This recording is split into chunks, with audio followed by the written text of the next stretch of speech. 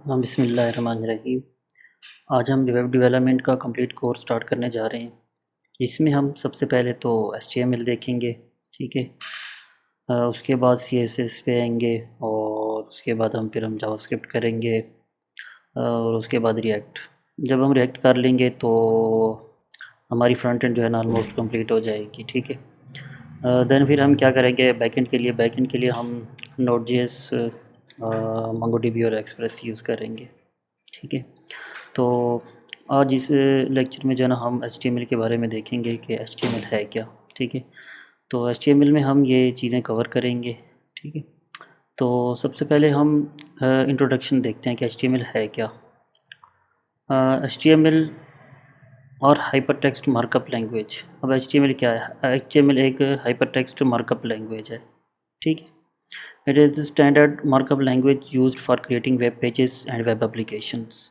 अब ये इसको हम यूज़ क्यों करते हैं? हम इसको वेब पेजेस और वेब एप्लीकेशंस वगैरह को लिखने के लिए हम HTML को यूज़ करते हैं, ठीक है।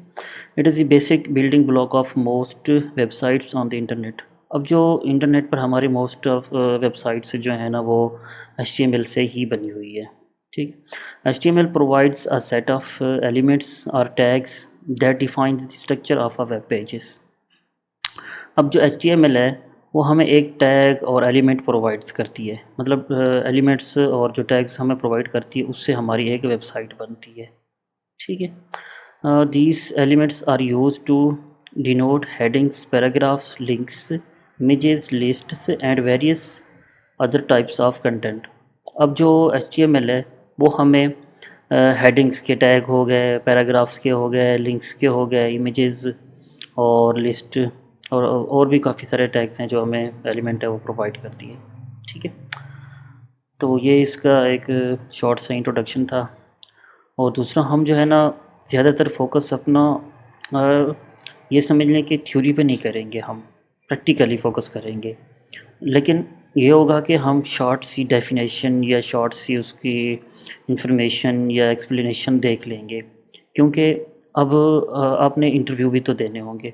तो इंटरव्यू के लिए भी आपको प्रिपेयर करना होगा ये सारी चीज़ें, क्योंकि इंटरव्यू में भी आपसे ये सारी चीज़ें पूछी जाएंगी, ठीक है। अच्छा, तो बेस इसका स्ट्रक्चर देख लेते हैं। अब इसका स्ट्रक्चर मैं आपको यहाँ पे ये दिखाऊं। और यहाँ पे हमारे पास है डॉक टाइप HTML हो गया सबसे पहले, ठीक है। अब डॉक टाइप HTML क्या करता है? अब जो डॉक टाइप HTML है ये अब ये डिफ़ाइन करता है कि हम HTML का लेटेस्ट वर्जन यूज़ कर रहे हैं, यानी कि HTML का अब लेटेस्ट वर्जन HTML5 चल रहा है, ठीक है। उसके बाद है HTML।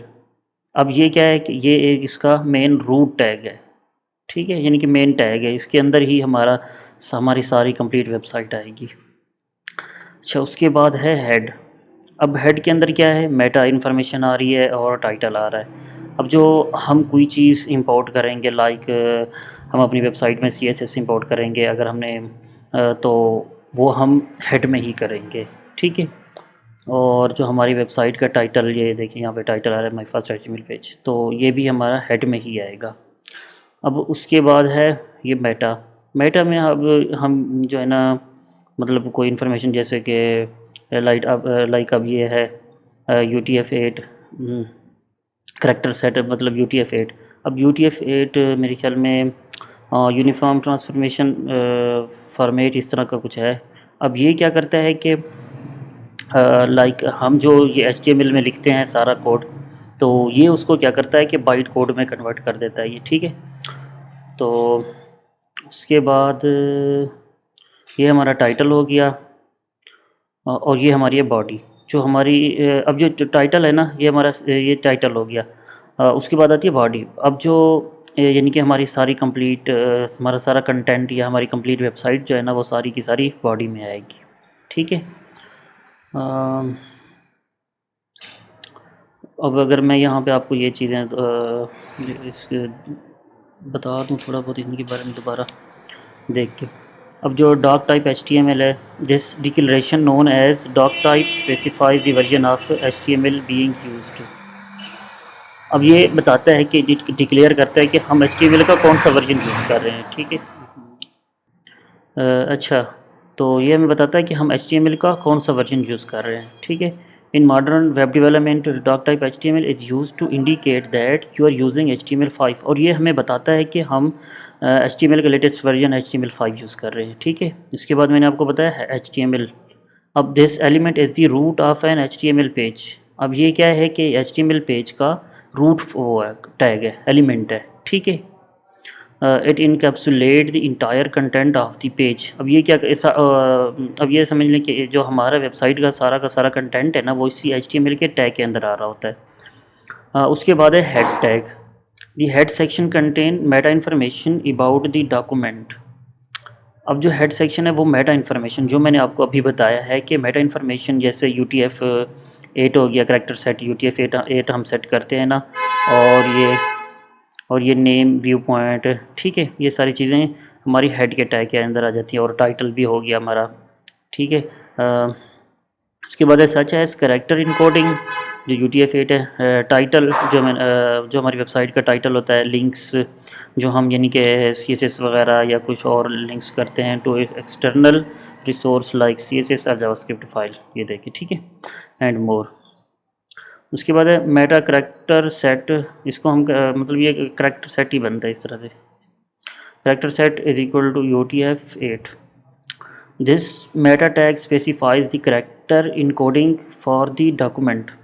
अब ये जो मैंने अभी आपको बताया कि UTF-8 क्या करता है कि ये हमें हमारा जो वेबसाइट का कंटेंट होता है उसको बाइट कोड में कन्वर्ट करता है। UTF-8 is a widely used character encoding that supports a wide range of character from various languages। ठीक है, ये मोस्टली यूज़ होने वाला है, यानी वाइडली यूज़ होने वाला है इनकोडिंग, करैक्टर इनकोडिंग के लिए, ठीक है। अब उसके बाद है मेटा नेम, व्यू पोर्ट और content width, device width, initial scale 1.0, इसको छोड़ दें, लेकिन ये चीज़ हम तब यूज़ करते हैं जब हमने कोई रिस्पॉन्सिव वगैरह बनाना हो, ठीक है। अच्छा, उसके बाद है title. The title tag set the title of the web page. अब ये जो टाइटल का टैग है ये क्या करता है कि हमारे जो है ना वेब पेज का जो हम टाइटल देते हैं उसको सेट करता है।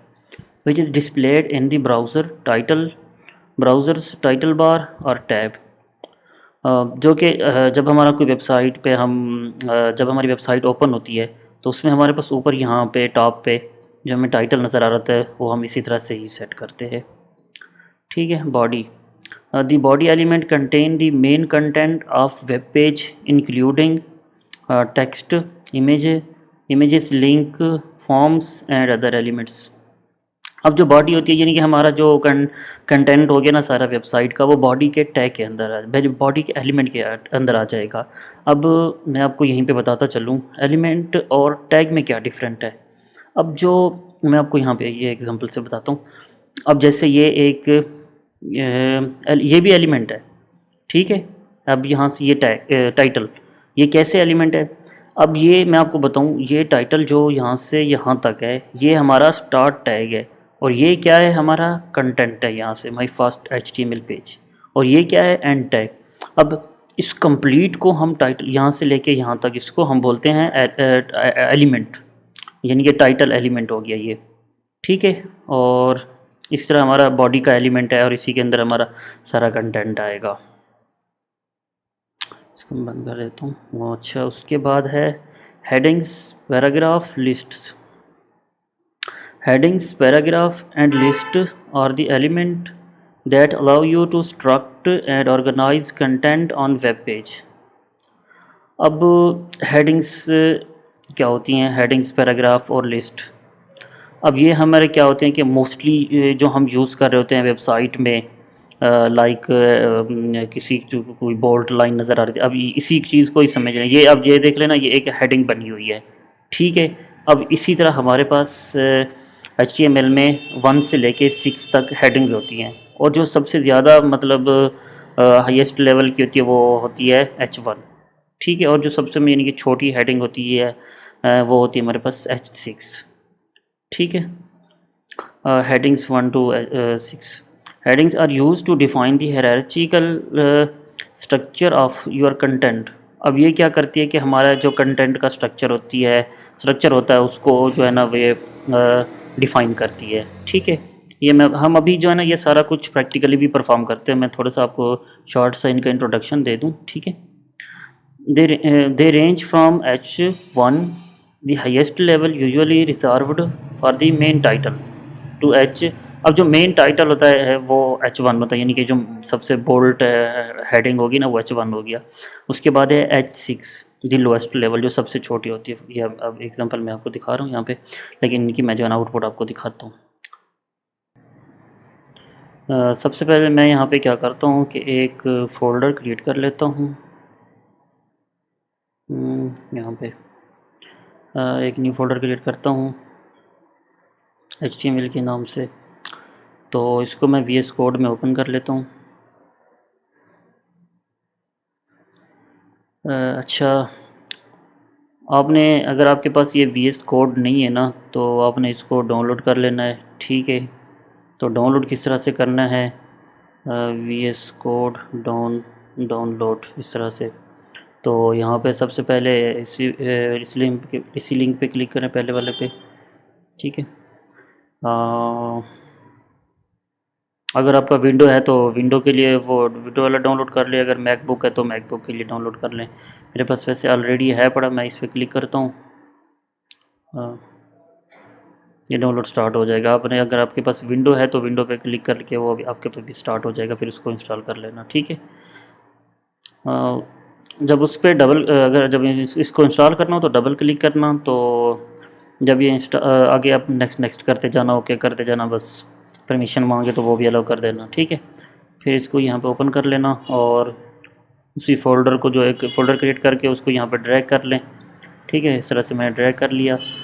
उसके बाद यहाँ पे मेरे ये देखिए HTML का फ़ोल्डर आ गया मेरे पास। तो अगर आपने HTML की कोई फ़ाइल क्रिएट करनी है तो उसके लिए आपने क्या करना है, सबसे पहले यहाँ पे उस फाइल को नाम देना है इस तरह से। मैं इसको नाम क्या नाम दे रहा हूँ, इंडेक्स। अब आगे क्या करना है, डॉट HTML, यानी कि इसकी हमने एक्सटेंशन बतानी है कि एक्सटेंशन कौन की, यानी कि ये फ़ाइल किस चीज़ की फ़ाइल है, HTML की है। तो मैंने इसको बता दिया कि ये HTML की फ़ाइल है, डॉट के आगे। अगर लेट्स सपोज मैंने कोई CSS की फ़ाइल क्रिएट करनी हो तो वो किस तरह से करूँगा, तो यहाँ पे मैं डॉट के आगे CSS, ये देखें यहाँ पे मेरी CSS की फ़ाइल क्रिएट हो जाएगी। लेकिन अभी हम HTML की ही फ़ाइल क्रिएट करेंगे, ठीक है। तो उसके बाद आपने क्या करना है, शिफ्ट को प्रेस करके बैठना है और 1 को प्रेस करना है इस तरह से। अब जैसे ही फिर आपने इंटर प्रेस करना है इस तरह से, तो क्या होगा कि आपके पास यानी कि ये वाला बेसिक सा जो स्ट्रक्चर है ना HTML का, वो आपका क्रिएट हो जाएगा। आपको इतना सारा लिखना नहीं पड़ेगा, ठीक है। तो अभी के लिए मैं इसको सेव करता हूँ। उसके बाद आपने क्या काम करना है, उसके बाद आपने यहाँ पे आना है एक्सटेंशंस में। तो एक्सटेंशन में आपने क्या करना है, सबसे पहले जो एक्सटेंशन इंस्टॉल करनी है वो है लाइव सर्वर। यहाँ पे मैं सर्च कर लेता हूँ लाइव सर्वर, ये वाली, ठीक है। ये मेरे पास ऑलरेडी इंस्टॉल है पड़ी। तो आपने यहाँ पे इस पर क्लिक करके यहाँ पे इंस्टॉल कर लेना इसको। तो ये आपके पास भी इंस्टॉल हो जाएगी। जब आपके पास इंस्टॉल हो जाएगी ना तो नीचे ना एक बटन शो हो रहा होगा, एक मिनट। हाँ, जब आपके पास वो एक्सटेंशन इंस्टॉल हो जाएगी ना तो एक मिनट, मैं ज़रा इसको छोटा कर लूँ। असल में मुझे ये वाले बटन नज़र नहीं आ रहे थे ना, ये वाले, ठीक है। तो यहाँ पे आपने क्लिक करना है, आपके पास यहाँ पे आ जाएगा फिर गो लाइव का बटन। तो अभी मैं क्या करता हूँ, यहाँ पे इस पर गो लाइव पे क्लिक करता हूँ। जब मैं गो लाइव पे क्लिक करूँगा तो मेरे पास ये इस तरह से एक खाली पेज हो जाएगा। अब यहाँ पे ये देखें, ऊपर आपको नज़र आ रहा होगा डॉक्यूमेंट लिखा हुआ है। ये क्या है हमारा, ये हमारी वेबसाइट का टाइटल है, ठीक है। मैं ये करता हूँ कि इन दोनों को साइड बाय साइड ओपन कर लेता हूँ।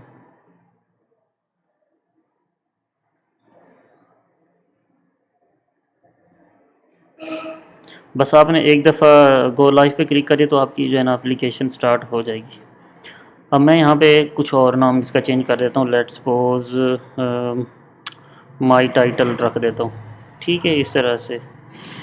और सेव करता हूँ। यहाँ पे ये देखें, ये मेरा टाइटल चेंज हो गया जैसे ही मैंने कंट्रोल S किया। अगर आपने सेव करना है तो आप कंट्रोल S से सेव करें, या मेरे ख्याल में इधर नहीं ऑप्शन, बस कंट्रोल एस से ही सेव करें।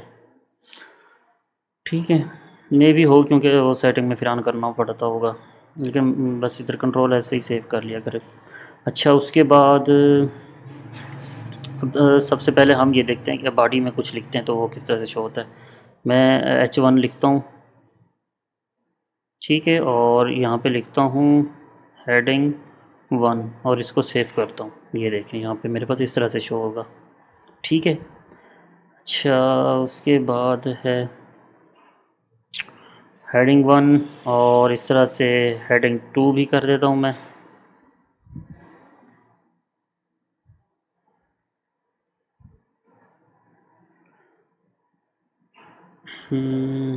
और फिर उसमें अब फिर आपने क्या करना है, यहाँ पे H3 लिखना है, ठीक है, और उसमें हेडिंग 3 इस तरह से आपको शो होगा। उसके बाद H4 होगा, हेडिंग 4, ठीक है।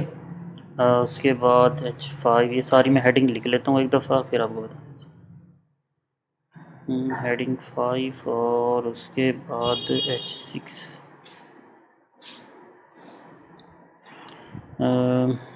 हेडिंग 6, ये इस तरह से, ठीक है।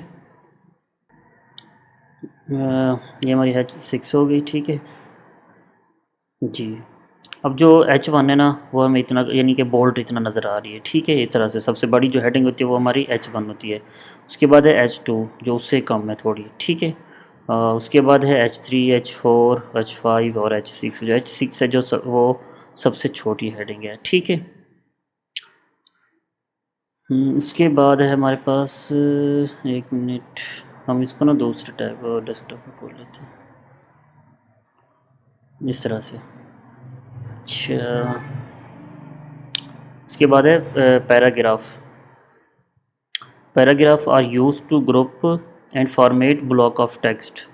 They create a visual separation between different section of text. For example, अब यहाँ पे ये देखें, हम पैराग्राफ के लिए बेसिक सबसे पहले तो हम उसके लिए P का टैग यूज़ करते हैं, ठीक है। और पैराग्राफ मतलब इसमें जो है ना, ये समझ लें कि ग्रुप ब्लॉक ऑफ का टेक्स्ट हो गया या ग्रुप ऑफ टेक्स्ट, ठीक है। इसको हम देख लेते हैं इधर। अब मैं यहाँ पे क्या करता हूँ, सबसे पहले तो P का टैग लेता हूँ, ठीक है। उसमें मैं ये करता हूँ, हाय आई एम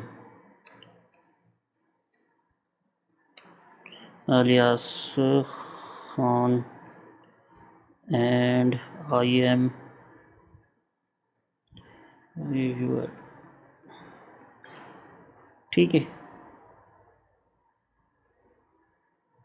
इस तरह से ये देखें, अब ये क्या है कि ये जो है ना हमारा एक पैराग्राफ बन गया, ठीक है। ग्रुप ऑफ टेक्स्ट समझ लें या ब्लॉक ऑफ टेक्स्ट, जो भी।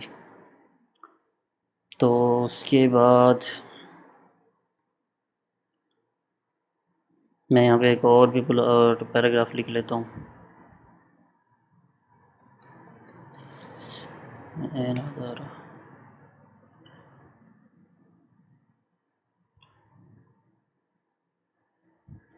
ठीक है, ये एक और पैराग्राफ है।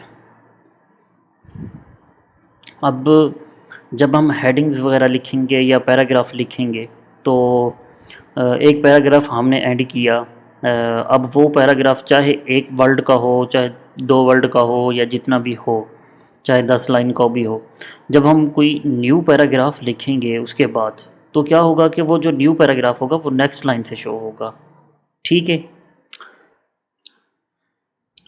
उसके बाद है लिस्ट। अब पहले इसकी वो देख लेते हैं थ्योरी। लिस्ट्स, अब हमारे पास क्या है कि 2 टाइप की लिस्ट होती हैं, एक अनऑर्डर लिस्ट और दूसरी ऑर्डर लिस्ट, ठीक है। Lists are used to organise information in a structured manner. अब जो लिस्ट होती हैं वो हमारे क्या करती हैं, इंफॉर्मेशन को एक स्ट्रक्चर मैनर में ऑर्गेनाइज कर देती हैं। There are 2 types of list. हमारे पास जो है ना 2 टाइप की लिस्ट होती हैं। एक होती है अनऑर्डर लिस्ट, जिसको हम यूएल के टैग के अंदर लिखते हैं, और दूसरी होती है हमारे पास order list. Order list item in a list are defined using li list item elements. अब जो ऑर्डर लिस्ट है वो हमारे जो है ना OL से हम उसको OL के टैग के अंदर लिखते हैं, ठीक है। और जो लिस्ट का एलिमेंट है वो उसके लिए हम li यूज़ करते हैं। इसके हम एग्जांपल देख लेते हैं एक। मैं क्या करता हूँ यहाँ पे, ये इसको क्या करता हूँ, कमेंट कर देता हूँ यहाँ पे, ठीक है। कमेंट किस तरह से करना है, इस सारा जिसको कमेंट करना है उनको सेलेक्ट करो, और अगर आप मैकबुक यूज़ कर रहे हैं तो कमांड प्लस क्वेश्चन मार्क, ठीक है, क्वेश्चन मार्क वाला बटन। अगर आप विंडो यूज़ कर रहे हैं तो आई थिंक कंट्रोल प्लस ये वाला क्वेश्चन मार्क वाला होगा। अच्छा, तो सबसे पहले हम ऑन ऑर्डर लिस्ट देखते हैं। तो उसके लिए हमें क्या करना होगा, यूएल के टैग लिखना होगा सबसे पहले, और उसके अंदर li का टैग, ये इस तरह से। अब मैं यहाँ पे क्या लिखता हूँ, फ्रूट के नाम लिख लेता हूँ, एप्पल, ठीक है। अब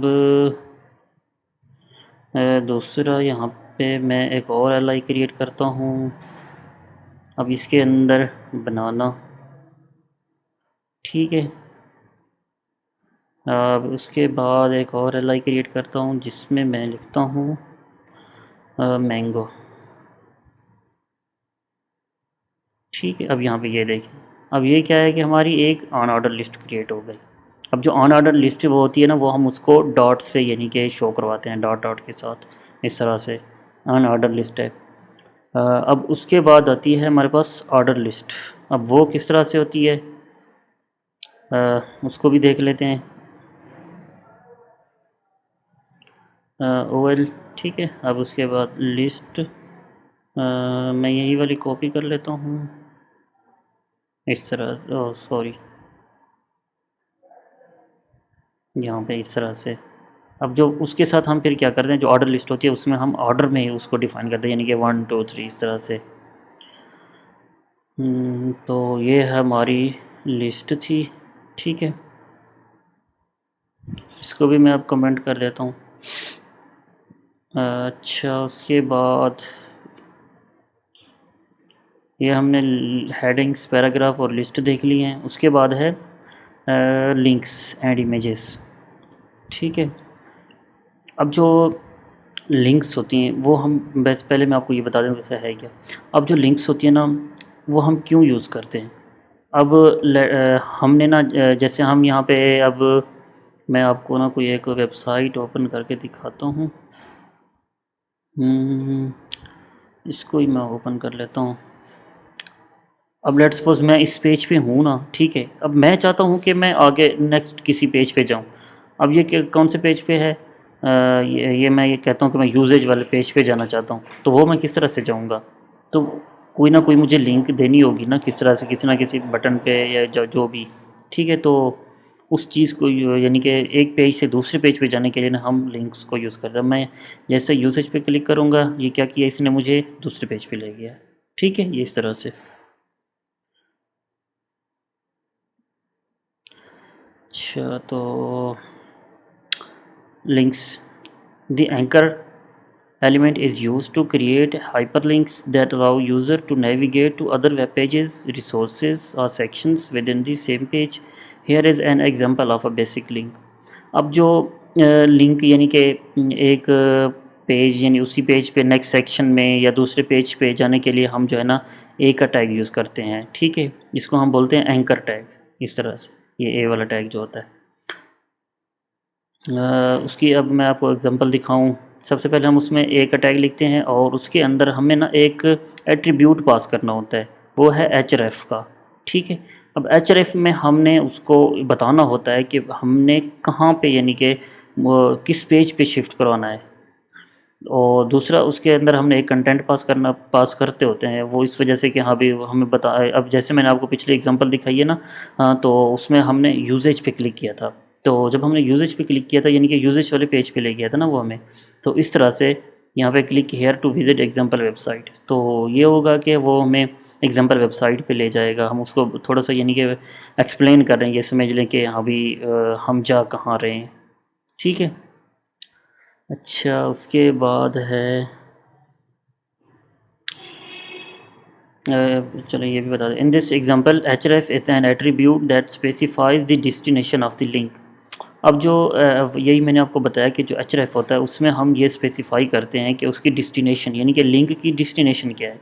it can be an absolute URL like an example और रिलेटिव यूआरएल और an ID of an element on the same page.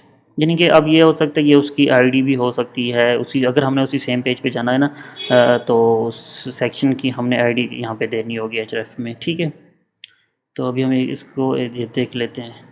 अभी हम लिंक्स को देख लेते हैं। सबसे पहले हमें अगर लिंक के लिए ना एक टैग यूज़ करना होगा। ठीक है, अभी मैं क्या करता हूँ, यहाँ पे इस तरह से एक टैग यूज़ कर लेता हूँ और इस तरह से इसको क्लोज भी कर देता हूँ। तो इसमें मैं लिखता हूँ गूगल। ठीक है, अभी देखना, ये देखें यहाँ पे मुझे गूगल नज़र आ रहा है ना। अब मैं यहाँ पे क्या करता हूँ, href का एक एट्रीब्यूट यूज़ करता हूँ। ठीक है, अब इसमें मुझे बताना होगा कि मैंने अब गूगल पे रीडायरेक्ट करना है, यानी कि उसका डेस्टिनेशन पाथ देना होगा गूगल का। तो वो मुझे किस तरह से मिलेगा, अभी मैं यहाँ पे क्या करता हूँ,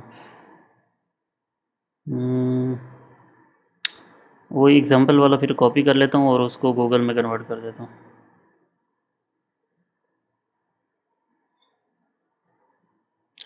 ठीक है, अब मैं यहाँ पे क्या करता हूँ, google.com लिखता हूँ इस तरह से। अब ये देखें, ये हमारा एक लिंक बन गया। मैं जैसे इस पर क्लिक करूँगा, ये देखें अब मुझे ये कहाँ पे ले गया, google.com पे। Google GOO। ठीक है, मैं वापस आता हूँ, इसको रिफ़्रेश करता हूँ और यहाँ पे ये देखें, मैं क्लिक करता हूँ ना, ये देखिए ये मुझे कहाँ पे ले गया, गूगल की वेबसाइट पे। अभी वापस आ जाता हूँ। अच्छा, इसमें हम एक और एट्रीब्यूट यूज़ करते हैं, ब्लैंक वाला, शायद ब्लैंक इस तरह से था, हाँ ट्रू था मेरे ख्याल में। अभी देख लेते हैं ये वर्क करता है या नहीं। नहीं, ब्लैंक नहीं था, फिर यह कोई और था, क्योंकि वो हमें क्या करता है कि वो रीडायरेक्ट करता है नेक्स्ट पेज पे। मतलब कि वो नेक्स्ट पेज पे इस तरह से रीडायरेक्ट करता है कि लाइक यानी कि दूसरा टैब ओपन हो जाएगा यहाँ पे, यानी कि इसी ये वाला पेज भी हमारा रहेगा और वो दूसरा पेज भी दूसरे पेज पे ले जाएगा। एक मिनट, ब्लैंक नहीं था शायद, टारगेट था, टारगेट, टारगेट ब्लैंक, ये इस तरह से, हाँ सॉरी। ठीक है, ये इस तरह से हमने देना होता है, टारगेट ब्लैंक। अभी हम इसको टेस्ट भी कर लेते हैं। अब मैं इस पर क्लिक करता हूँ गूगल पे, ये देखिए इसने क्या किया, न्यू टैब ओपन कर ली। ठीक है, तो ये हमें यहाँ पे गूगल के न्यू पेज पे ले गया। अच्छा, उसके बाद है, दोबारा क्लिक करके देख लेता हूँ, ये देखिए इस तरह से। अब मैं यहाँ पे एक और बटन क्रिएट कर लेता हूँ, सॉरी एक लिंक और क्रिएट कर लेता हूँ। यहाँ पे ये क्या करता हूँ, यूट्यूब, यूट्यूब। ठीक है, यहाँ पे वो भी गूगल दिखा रहा है, लेकिन अब यहाँ पे हमने कंटेंट में भी यूट्यूब लिख देते हैं, ये इस तरह से। अब मैं यूट्यूब पे यूट्यूब, सॉरी ये तो इस तरह से। अब मैं यहाँ पे यूट्यूब पे क्लिक करता हूँ, ये देखें youtube.com, नहीं हो रही ओपन, ये भी फिर कोई इशू हो, इस तरह से लिंक नहीं बनता होगा ना यूट्यूब का, पहले लिंक उठा लेते हैं हम लोग।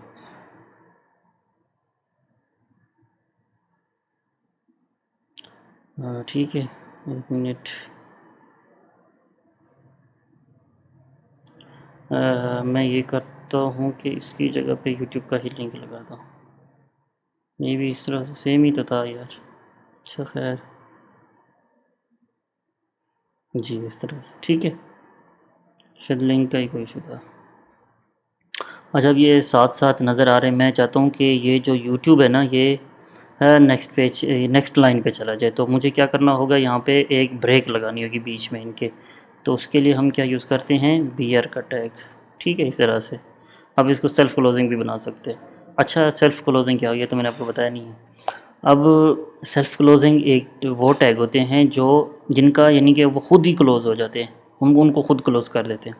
ठीक है, अब अगर यानी कि ये सेल्फ क्लोजिंग है, खुद ही क्लोज़ हो रहा है यहाँ पे, इसका यानी कि अलग से हमने क्लोजिंग टैग नहीं बनाया। जैसे इसका अपना एआरएफ का अपना ये क्लोजिंग टैग है, इसका नहीं है। इसको भी बना सकते हैं क्लोजिंग टैग, लेकिन बनाते नहीं है वैसे कभी।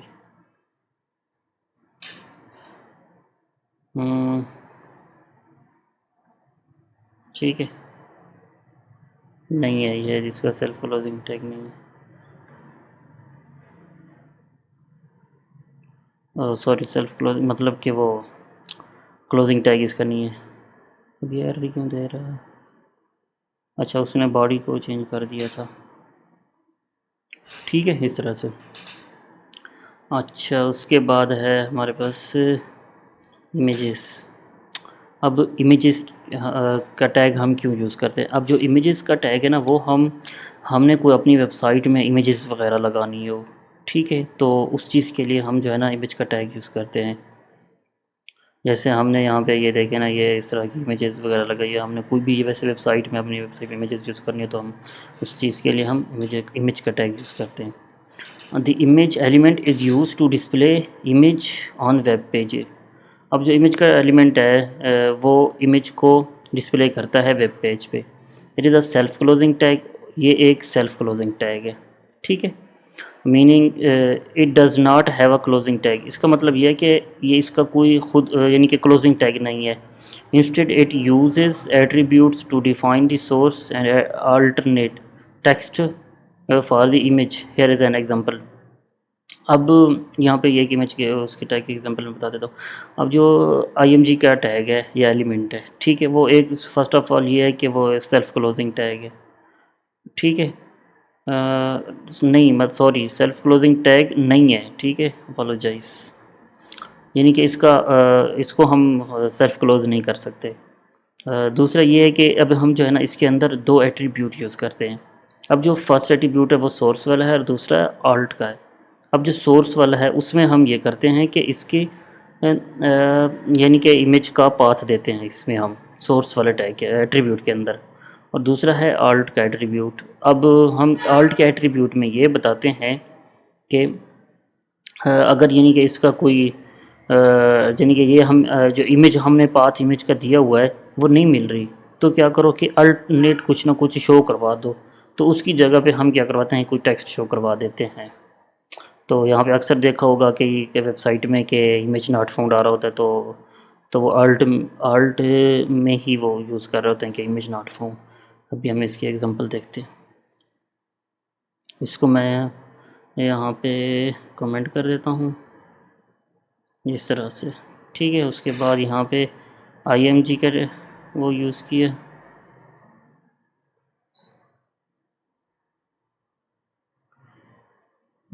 इसका तो वाकई सेल्फ क्लोजिंग टैग नहीं है। The image element is used to display images on web pages. It is a self closing tag. ये खुद मतलब क्लोजिंग टैग है। Tag meaning it does not have a closing tag, यानी कि इसका कोई क्लोजिंग टैग नहीं है, ठीक है। अच्छा, सॉरी, मैं ख़ुद भी कंफ्यूज हो गया था।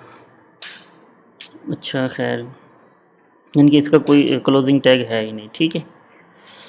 इसमें अब यहाँ पे हमने क्या देना होगा, कोई उसका जो पाथ होगा ना इमेज का, वो देना होगा। अगर लेट्स सपोज मैं यहाँ पे क्या करता हूँ, इमेज डॉट JPEG लिख देता हूँ, ठीक है, और सेव करता हूँ।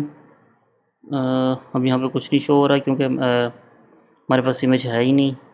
तो मैं यहाँ पे क्या करता हूँ, यहाँ पे ये टेक्स्ट लिख देता हूँ, इमेज नॉट फाउंड, इस तरह से, ठीक है। अब ये देखें, अब ये आल्ट की वजह से अब जब इसको इमेज नहीं मिलेगी तो जो आल्ट का वो एट्रीब्यूट है वो ये शो करवाएगा कि हाँ भी मतलब कि जो हम इसमें जो चीज़ डिफ़ाइन करेंगे वो शो करवा देगा कि इमेज नहीं मिल रही। अब हमने ये बता दिया कि इमेज नॉट फाउंड, तो इसने वो इमेज नॉट फाउंड शो करवा दिया, ठीक है। उसके बाद है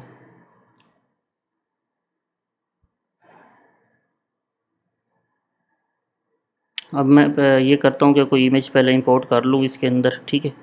फिर मैं आपको बताता हूँ कि किस तरह से इमेज को हमने वो यूज़ करना है। अच्छा, मैंने ये 2 इमेज इंपोर्ट कर ली हैं, ठीक है। मैं ये करता हूँ कि इसमें जो है ना एक इमेज लगा देता हूँ इस तरह से, ठीक है। अगर आप सेम उसी फ़ोल्डर में से इंपोर्ट कर रहे हो तो आप डॉट स्लैश करो, स्लैश करना होगा आपको, ठीक है। इस तरह से इमेज मैं आप ओके कर सेव करता हूँ और यहाँ पे ये देखें, ये इमेज शो हो गई है, इतनी बड़ी है, 1 मिनट, ठीक है। इस तरह से इसको मैं विड्थ देता हूँ शायद, हाँ विड्थ का एट्रीब्यूट दे सकते हैं। इसको विड्थ देता हूँ 400 कर देता हूँ, देखते हैं।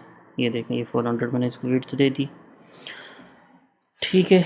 उसके बाद है, मैं 2 इमेज यूज़ कर लेता हूँ, इसको कॉपी पेस्ट कर लेता हूँ और यहाँ पे इमेज 2 कर देता हूँ, जो मेरे पास दूसरी इमेज है ना, ठीक है। वो भी 400 विड्थ उसने ले लिया ऑटोमेटिकली। मैं यहाँ पे 350 कर देता हूँ इसको, ताकि ये उससे छोटी हो, आपको पता चले। ये देखें यहाँ पे इस तरह से, ठीक है। ये हमारी इमेजेस थी कि हम इमेजेस किस तरह से यूज़ करते हैं। उसके बाद है tables. Table in HTML are use to display data in a structure grid format, ठीक है। अब ये टेबल क्या करती हैं, अब हमें जो डाटा होता है ना, वो एक यानी कि ग्रिड के फॉर्मेट में दिखाती है। ये समझ लें कि उसमें रोज़ होंगी, कॉलम्स हो गया, ठीक है। इस तरह से they consist of rows and columns, यानी कि वो कॉलम और रोज़ पर मुश्तमिल होती हैं। And can be powerful tool for presenting information. और ये क्या करते हैं, यानी कि एक पावरफुल टूल है प्रेजेंटिंग इंफॉर्मेशन, यानी कि इन्फॉर्मेशन को रिप्रेजेंट करना, प्रेजेंट करने के लिए। Here is an overview of how to create tables. अब मैं आपको यहाँ पे बताता हूँ कि हम यानी कि टेबल किस तरह से क्रिएट करते हैं। टेबल फर्स्ट, अब टेबल को क्रिएट करने के लिए सब मैं आपको यहाँ पे उसकी एग्जांपल दिखा देता हूँ एक। यहाँ पे ये देखें, सबसे पहले अगर हमने टेबल क्रिएट करनी है तो सबसे पहले टेबल का टैग यूज़ करना होगा, ठीक है। तो सबसे पहले हमने क्या किया, एक टेबल का टैग क्रिएट किया और उसके अंदर हमने क्या लिखा, कैप्शन। अब जो कैप्शन क्या है, यानी कि उसकी एक हेडिंग हो गई कि ये है किस चीज़ के बारे में, जो टेबल हम क्रिएट कर रहे हैं ना, ठीक है। उसके बाद आती है टेबल रो। अब टेबल रो क्या होगी, एक एक रो हो जाएगी, यानी कि ये समझ लें ये एक रो होगी और उसके अंदर क्या है, टेबल हेड पड़े हुए हैं 2। अब 2 ये समझ लें ये 2 कॉलम हैं, ठीक है। सबसे पहला कॉलम ऊपर, यानी कि ये थोड़ा-सा बोल्ड होगा, हेडिंग बन जाएगी टॉप पे, ठीक है। फर्स्ट होगा हमारी कैटेगरी और दूसरा होगा अमाउंट। उसके बाद एक और रो बनेगी जिसमें हमारा टेबल डाटा होगा, टीडी का मतलब टेबल डाटा। अब वो कैटेगरी के नीचे रेंट आ जाएगा, रेंट, और उसके अमाउंट के नीचे 1000 आ जाएगा, इस तरह से, ठीक है। अभी हम ये क्रिएट करके देख लेते हैं। इसको मैं कमेंट कर दिया, मैंने सेव करता हूँ, ये ख़त्म हो जाएगा अभी। ये देखिए, अब सबसे पहले मैं यहाँ पे क्या करता हूँ, टेबल का टैग क्रिएट करता हूँ, ये मैंने कर लिया। अब उसके बाद मैं यहाँ पे क्या करता हूँ, कैप्शन का टैग यूज़ करता हूँ इस तरह से। अब मैं लिखता हूँ एक्सपेंसेस ट्रैकर, या जो भी एक्सपेंसेस ट्रैकर, ये इस तरह से, ठीक है। अब उसके बाद यहाँ पे हमने क्या करना है कि एक टेबल रो लिखनी है। अब टेबल रो के अंदर हमारे क्या होगा कि 2 टेबल सबसे पहले हमें हेड देने होंगे, 2 या जितने जो भी। अभी के लिए हम यहाँ पे क्या करते हैं, टेबल रो के टी एच लिखूँगा और एंटर करूँगा कि तो टेबल हेड का वो एलिमेंट क्रिएट हो जाएगा। अब इसमें मैं लिखता हूँ, यहाँ पे इसी को ही फॉलो कर लेते हैं। सबसे पहले हमारे पास क्या है, कैटेगरी है, कैटेगरी, ठीक है। उसके बाद एक और, मैं इसको कॉपी पेस्ट कर लेता हूँ। और अमाउंट है USD, जो अभी अमाउंट ही लिख देते हैं हम इस तरह से। अब यहाँ पे ये देखें, एक हमें सबसे पहला तो हमारा क्या है कि वो कैप्शन शो हो रहा है, उसके बाद कैटेगरी और अमाउंट, ये 2 अलग अलग क्या हैं कॉलम में। उसके बाद यहाँ पे मैं क्या करता हूँ, एक टेबल रो क्रिएट करता हूँ और उसके अंदर टेबल डाटा यानी कि TD, इस तरह से नहीं, सॉरी, TD, ठीक है, इस तरह से।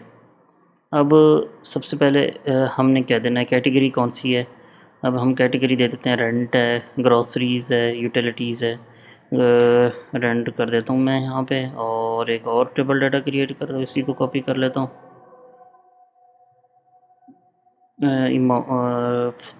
500 कर देता हूँ। ओ सॉरी, ये इस तरह से, ये देखें अब कैटेगरी के अंदर नीचे कैटेगरी आ गई, अमाउंट क्या है, नीचे अमाउंट आ गई। अभी यहाँ पे मैं इसको कॉपी पेस्ट कर लेता हूँ, 2-3 शो करवा देता हूँ। ये देखें, ये इस तरह से आ गई। अब रेंट की जगह पे मैं यहाँ पे ग्रॉसरी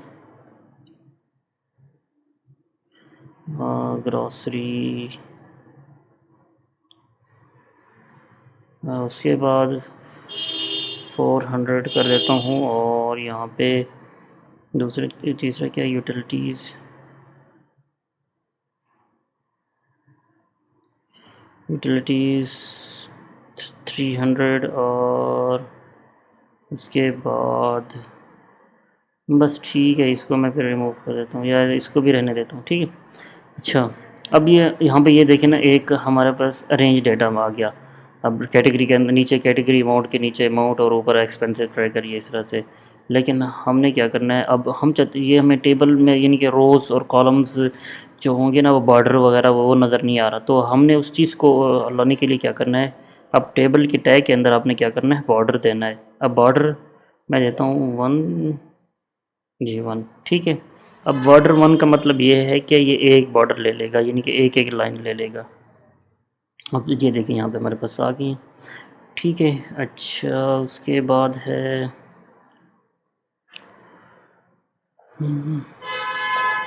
यही सारी चीज़ें, ये यहाँ पे यही हैं। एक रो जो होगी, ठीक है।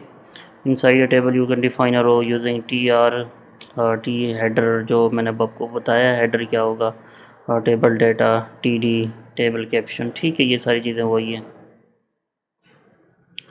अच्छा, तो उसके बाद हमारे पास आ जाते हैं फॉर्म्स, ठीक है। फॉर्म्स होते क्या हैं, forms in HTML are use to collect user input.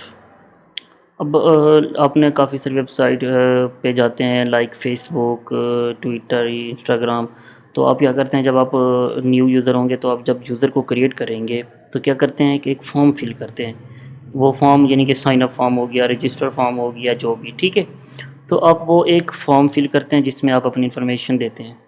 तो उसी तरह ये जो HTML में हमारे पास फॉर्म का एक टैग होता है, एलिमेंट होता है। अब वो फॉर्म के टैग हम यूज़र से इनपुट लेने के लिए उसको हम यूज़ करते हैं, सच एज़ टेक्स्ट हो गया, सिलेक्शंस एंड बटन। अब जो यूज़र की इनपुट की टाइप होंगी, वो टेक्स्ट भी हो सकती है, सिलेक्शन भी हो सकती है, और बटन भी हो सकती है। They are a crucial element for interactive web application and are used for a wide range of purpose. ये मतलब डिफरेंट पर्पज़ के लिए भी हम इसको यूज़ करते हैं वेब पेजेस में, from logging into a submitting feedback वगैरह देने के लिए। Here are the key component of forms, जो मतलब इसके मेन कंपोनेंट ऑफ फॉर्म के वही है। सबसे पहले हमें यह क्या करना होता है कि एक फॉर्म का कंपोनेंट टैग लिखना होता है, इस तरह से, ये फॉर्म का टैग एलिमेंट जो भी, ठीक है। बस एलिमेंट में और टैग में ये डिफरेंट है कि टैग जो होता है वो जस्ट एक टैग है, ठीक है, यानी कि स्टार्ट टैग है और एंड टैग है। और जो नहीं, टैग ये होता है, यानी कि टैग अब स्टार्ट भी होता है, स्टार्ट टैग उसको स्टार्ट टैग बोलते हैं, और जो एंड टैग होता है, जो एंड हो रहा था वहाँ पर, उसको एंड टैग बोलते हैं। और एलिमेंट हम उसको बोलते हैं जो एक कंप्लीट, यानी कि उसका स्टार्ट टैग भी हो और उसके अंदर कंटेंट भी हो और एंड टैग भी हो, ठीक है, उसको हम एलिमेंट बोलते हैं। The form element is use to create a container for input element. अब जो फॉर्म का टैग होता है, एलिमेंट होता है, वो क्या करता है कि कंटेनर क्रिएट कर देता है, यानी कि एक मेन, उसके बाहर एक फ़ोल्डर क्रिएट कर देता है। सॉरी, फ़ोल्डर नहीं, यानी कि एक कंटेनर क्रिएट कर देता है, वो एक बॉक्स क्रिएट कर देता है, ये समझ लें, ठीक है। It serves as a boundary for the data that will be submitted to the server. हम जो डाटा, ये उसको सर्व करता है, द बाउंड्री, यानी कि जो हम डाटा सर्वर पे सबमिट कर रहे होते हैं। उसके बाद है input elements. Input elements like text field, checkbox, radio buttons and buttons are used to collect specific types of data from the user. अब जो लाइक टेक्स्ट फील्ड है वो क्या करती है कि एक यूज़र से टेक्स्ट फॉर्मेट में डाटा को गेट करती हैं, कलेक्ट करती हैं। अब जो चेक बॉक्सेस हैं और रेडियो बटन्स हैं, चेक बॉक्सेस ये होते हैं, हम कोई भी वैल्यू एक सेलेक्ट करते हैं, और रेडियो में हम मल्टीपल इसमें मतलब एक में मल्टीपल सेलेक्ट करते हैं और एक में सिर्फ एक सेलेक्ट कर सकते हैं, ठीक है। और बटन्स वगैरह होते हैं, ठीक है। यहाँ पे ये देखें टेक्स्ट की टाइप, टेक्स्ट इनपुट की टाइप टेक्स्ट होगी तो हम जो है ना वो टेक्स्ट एंटर कर सकेंगे। पासवर्ड होगी तो हम पासवर्ड जो होगा वो हमारा यानी कि शो नहीं हो रहा होगा फ्रंट एंड पे। चेक बॉक्स होगा तो चेक बॉक्स रेडियो सबमिट के लिए होती है, और अगर टाइप बटन दे देंगे तो एक बटन बन जाएगा वो। उसके बाद होता है लेबल का tag. The label element is use to provide a text description for an input element. It improves accessibility and user experience. अब हम लेबल का टैग यूज़ क्यों करते हैं? हम लेबल का टैग इनपुट के साथ यूज़ करते हैं इनपुट को डिस्क्राइब करने के लिए, ठीक है। यानी कि ये इनपुट है क्या। अब फॉर एग्ज़ाम्पल मैं पहले लिख देता हूँ, अब जैसे आप देखते होंगे फॉर्म में, जब आप कोई फॉर्म फिल करते हैं वहाँ पे आपके पास आ रहा होता है कि inter your password, inter your email, inter your name, इस तरह से। तो आपको यानी कि उसकी डिस्क्रिप्शन नज़र आ रही होती है, ये वो एक चीज़ यानी कि इनपुट के एलिमेंट को वो डिस्क्राइब कर रहा होता है लेबल वाला टैग, ठीक है। Select and option element. The select element create a drop down menu and the option element define the option within the menu। अब जो select का element है वो क्या करता है, select का element एक हमारे पास ड्रॉप डाउन क्रिएट कर देता है। अब ड्रॉप डाउन किस तरह से हमें शो होता है, अब मैं आपको एग्जांपल दूं। लेट्स सपोज आपके पास हंड्रेड्स ऑफ कंट्रीज़ हैं, तो आप क्या करोगे, उसको एक ड्रॉप डाउन में शो करवा देंगे, ठीक है, कंट्रीज़ के नाम से, और उसके अंदर फिर आपकी कंट्री की पूरी लिस्ट आ जाएगी। और वो जो ड्रॉप डाउन के लिए वो यूज़ करेंगे, वो सिलेक्ट यूज़ करेंगे, और उसके अंदर जो हमारे पास हर कंट्री के लिए यानी कि हर ऑप्शन होगा ना, एक कंट्री एक ऑप्शन हो गया, तो उसको हम ऑप्शन टैग के अंदर डिफ़ाइन कर देंगे, ठीक है। उसके बाद होता है टेक्स्ट एरिया। अब जो इनपुट फील्ड होती है वो क्या करती है, शॉर्ट टेक्स्ट, यानी कि हम input inter name, password, emails वगैरह, ठीक है, उसके लिए हम इनपुट यूज़ करते हैं, टाइप उसको टेक्स्ट दे देते हैं। लेकिन जो टेक्स्ट एरिया है वो हम यानी कि एक फीडबैक, काफ़ी सारा जो टेक्स्ट लिखना हो हमने, यानी कि पैराग्राफ लिखने हो, उसके लिए हम क्या करते हैं, फिर टेक्स्ट एरिया यूज़ कर लेते हैं, ठीक है। The text area limit allow user to input multiple lines of text, ठीक है। Form form submission. When the user submit a form, the data is typically send to a server for processing. अब form submission क्या होता है, हम form submission का मतलब ये है कि फॉर्म को सबमिट करवाना। अब यूज़र क्या करता है, जब भी कोई फॉर्म सबमिट करता है तो क्या होता है कि वो जो उसने यानी कि इन्फॉर्मेशन इंटर की है वो क्या जाती है, सर्वर को रिक्वेस्ट जाती है प्रोसेसिंग के लिए, ठीक है। फिर सर्वर हमें रिस्पॉन्स करता है उसी के मुताबिक ही। This is specified using the action attribute in the form element. अब ये क्या होता है कि हम फॉर्म के एलिमेंट के अंदर जो है ना एक्शन का एट्रीब्यूट यूज़ करते हैं उस चीज़ के लिए, ठीक है। Buttons for submission.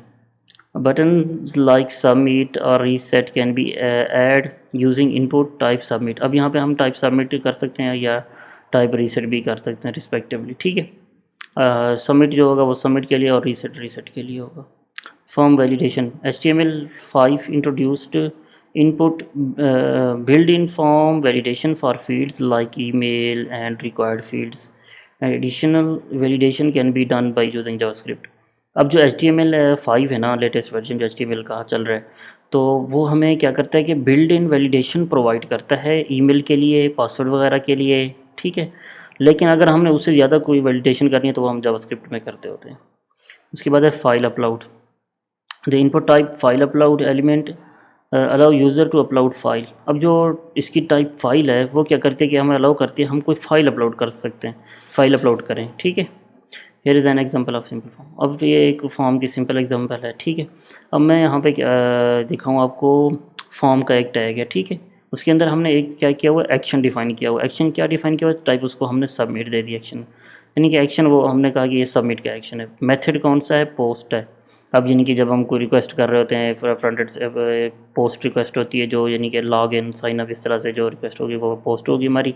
अब जो हमने कोई यानी कि गेट करना है डाटा वो सर्वर से, तो हम उसको यानी कि वो करेंगे, गेट रिक्वेस्ट करेंगे। ठीक है। सबसे पहले अब यहाँ पे ये देखिए लेबल आ गया, एक लेबल का टैग है, उसके अंदर फॉर क्या यानी कि उसकी यहाँ पे हम आईडी वगैरह यूज़र नेम की ये देखिए यहाँ पे हमने इनपुट में यूज़र नेम लिखा और यहाँ पे फॉर लिख दिया। ठीक है, ये इसको वो रिलेट करता है। अब यूज़र नेम, ठीक है, अब यहाँ पे हमने यूज़र नेम लेबल के अंदर लिख दिया और नीचे हमने इनपुट डिफाइन कर दी। ये हम अभी प्रैक्टिकली करके देख लेते हैं। ठीक है, यहाँ पे इसको मैं क्या करता हूँ, कमेंट कर देता हूँ कि हमें इसकी ज़रूरत नहीं है।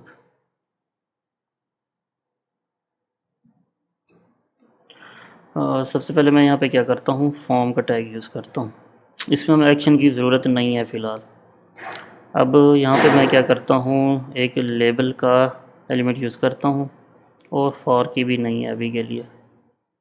मैं यहाँ पे क्या करता हूँ, लेबल यहाँ पे इंटर यूर ईमेल इस तरह से ये लिख देता हूँ। यहाँ पे मैं क्या करता हूँ, कॉलन भी लगा देता हूँ। यहाँ पे क्या करता हूँ, एक इनपुट यूज़ करता हूँ, उसको भी यहाँ पे क्या करता हूँ, टाइप इसको डिफाइन कर देता हूँ टेक्स्ट। ठीक है, ये इस तरह से। अब यहाँ पे ये देखिए इंटर यूर ईमेल और यहाँ पे ये एक है यानी कि हमने उसको क्या दिया, एक इनपुट लगा दिया और उसको टाइप टेक्स्ट दे दिया। अब मैं लेट्स सपोज इसको यूज़ नहीं करता, इसको कमेंट कर देता हूँ। यहाँ पे ये देखें, अब यहाँ पे ये आपको इनपुट फील्ड नज़र आ रही है ना, अब वो लेकिन ये वो समझ नहीं आ रही होगी कि ये किस चीज़ की इनपुट फील्ड है। तो हम क्या करते हैं, मोस्टली उसके साथ लेबल डिफाइन कर देते हैं। एक और भी होता है कि इनपुट के एलिमेंट के साथ हम एक एट्रीब्यूट यूज़ करते हैं, वो है प्लेस होल्डर का। ठीक है, अब मैं यहाँ पे क्या करता हूँ, इंटर ईमेल, इसमें भी मैं हम बता सकते हैं। यहाँ पे ये देखें, यहाँ पे मेरे पास आ गया इंटर ईमेल, जो आपको सही तरीका लगे, जो चीज़ आप यूज़ करना चाहो। अच्छा, उसके बाद है हम एक और प्लेस होल्डर अभी के लिए ख़त्म करा रहे हैं। ठीक है, अब यहाँ पे ये टेक्स्ट ईमेल होगी, ईमेल भी है हमारे पास, टाइप ईमेल है। अब उसके बाद मैं इसी को कॉपी पेस्ट कर लेता हूँ, दोबारा नहीं लिखता 2 दफ़ा। ठीक है, अब यहाँ पे मैं क्या करता हूँ, पासवर्ड इंटर योर नेम और यहाँ पे टाइप टेक्स्ट होगी हमारी, अब ईमेल नहीं होगी। अब उसके बाद मैं यहाँ पे क्या करता हूँ, लिखता हूँ ये इसकी इसको एंटर योर पासवर्ड, इसकी फिर क्या होगा कि टाइप भी पासवर्ड होगी, ये इस तरह से। अभी हमें ये इस तरह से शो हो रहा है। ठीक है, अगर हम इसको फुल स्क्रीन पे देखें तो हमने इसको न्यू लाइन पे ले आना है, तो फिर मैं इस तरह से करता हूँ कि अभी के लिए हम ब्रेक टैग यूज़ कर लेते हैं इस तरह से। अब ये देखें, ये नीचे आ गया और इसके बाद भी मैं ब्रेक टैग यूज़ कर लेता हूँ, ये इस तरह से, ये तीनों एक दूसरे के नीचे आ गए। ठीक है, अब इस तरह से। अब मैं यहाँ पे क्या करता हूँ, ईमेल लिखता हूँ, मुझे ilyas@gmail.com, ये इस तरह से। अब यहाँ पे क्या करता हूँ, नेम लिखता हूँ इलियास खान, पासवर्ड क्या लिखता हूँ 1 2 3 4। ये देखिए यहाँ पे हमें पासवर्ड शो नहीं हो रहा क्योंकि हमने उसको टाइप पासवर्ड दी हुई है। अब अगर मैं यहाँ पे नंबर कर दूँ टाइप, एक मिनट, यहाँ पे ये देखें मैं टेक्स्ट इंटर नहीं कर सकता, नंबर इंटर कर सकता हूँ जस्ट। ठीक है, ये इस तरह से था। और क्या क्या चीज़, हम एक बटन भी एक इनपुट लगाते हैं जिसको हम टाइप देते हैं सबमिट, जो एक हमारा बटन बन जाएगा। ठीक है, अब मैं जैसे ही इस पर सबमिट पे क्लिक करूँगा ना, ये देखना फॉर्म, ये हमारा एक दफ़ा फॉर्म सबमिट हो जाएगा। तो वो हम जब वगैरह करें यानी कि वो करेंगे ना, इंटीग्रेट करेंगे, तब हम ये दो देख लेंगे। अभी के लिए आप जैसे ये देखें कि वे सबमिट किस तरह से हो रहा है। ठीक है, उसके बाद अच्छा, उसके बाद हमारा एक बस ये लास्ट टॉपिक रह गया, सिमेंटिक और नॉन सिमेंटिक एलिमेंट। अब सिमेंटिक एलिमेंट क्या होते हैं, नॉन सिमेंटिक एलिमेंट क्या होते हैं ये देख लेते हैं। अब जो सिमेंटिक एलिमेंट होते हैं, सिमेंटिक एलिमेंट और HTML elements that carry meaning और convey the purpose of the content they enclose. अब जो सिमेंटिक एलिमेंट होते हैं वो क्या करते हैं, उनका कोई ना कोई मीनिंग होता है, यानी कि वो कोई ना कोई मतलब यानी कि कोई ना कोई मानी दे रहे होते हैं वो अपना, ठीक है, पर्पस उनका कोई ना कोई डिफ़ाइन होता है, वो हमें कन्वे कर रहे होते हैं, ठीक है। जो उनके अब लेट्स सपोज मैं इसकी आपको एग्जांपल पहले दिखा देता हूँ। अब जैसे ये हेडर है ना, अब आपको पता चल रहा है ना ये हेडर है, ठीक है। अब ये नेव है, नेव किस चीज़ के लिए डिफाइन यूज़ करेंगे। अब एक मेन अब आपको इसके वर्ड से भी पता चल रहा है कि ये मेन का टैग है, और ये सेक्शन है, यानी कि ये क्या होगा कि एक सेक्शन हो गया, दूसरा सेक्शन होगा, ये इस तरह से। अब आर्टिकल आपको पता है ना, आर्टिकल का टैग, आर्टिकल क्या होता है, ठीक है। अब असाइड हो गया, यानी कि एक साइड बार हो गई, और ये फुटर यानी कि नीचे वाला फुटर हो गया, ठीक है। ये सारी चीज़ें, अब ये इसका फ़ायदा ये होता है कि ये हमें नाम नेमिंग कन्वेंशन ये समझ लें, या हमें ये नहीं कि वो बता रहे होते हैं कि हमें इनका पर्पस क्या है, ठीक है। इस तरह से they provide information about the content, contents meaning and importance. ये क्या करते हैं कि हमें कंटेंट के बारे में इंफॉर्मेशन बताते हैं और उसकी इम्पोर्टेंस बताते हैं। Make it easier for both humans and search engines to understand the structure of a web pages. अब ये क्या करते हैं कि ह्यूमन यानी इंसान और सर्च इंजन्स वगैरह के लिए अंडरस्टैंड के लिए कि वो बेटर रीच प्रोवाइड करते हैं। अब लेट्स सपोज हमने ना, मैं अभी इसके एग्जांपल आपको करके दिखाऊंगा, पहले ये थोड़ा सा ये बता दूँ फिर। अब जो हेडर है, header represent introductory content of a section और पेज। अब ये यानी कि ये क्या करता है कि रिप्रेजेंट करता है कि इंट्रोडक्टरी कंटेंट, यानी कि इंट्रोडक्शन वाला का जो कंटेंट होगा, ठीक है। नेव्स क्या करते हैं, नेविगेशन लिंक्स के लिए हम यूज़ करते हैं। Main content of the page के लिए section define a document, section of a document such as chapter, header, footer. अब ये होगा कि कोई सेक्शन होगा, यानी कि एक सेक्शन एक वो हीरो सेक्शन हो गया, या जो भी एक सेक्शन होगा उसको हम एक सेक्शन का नाम देते हैं। अब आर्टिकल में क्या होता है कि एक इमेजेस होती है, टाइटल होता है उसका, और उसकी थोड़ी सी शॉर्ट डिस्क्रिप्शन होती है। साइड यानी कि एक साइड बार हो जाएगी। फुटर नीचे वाला जो हमारे पास नीचे वाली बार जो नज़र आ रही है तो उसको हम फुटर बोलते हैं, ठीक है। उसके बाद होते हैं non semantic elements. Non semantic element on the other hand do not inherently convey any specific meaning about the content they contain। यानी कि अब ये क्या होता है कि हमें खुद एक प्रॉपर इंफॉर्मेशन प्रोवाइड नहीं करते, मीनिंग इनका कोई मीनिंग नहीं होता, ठीक है।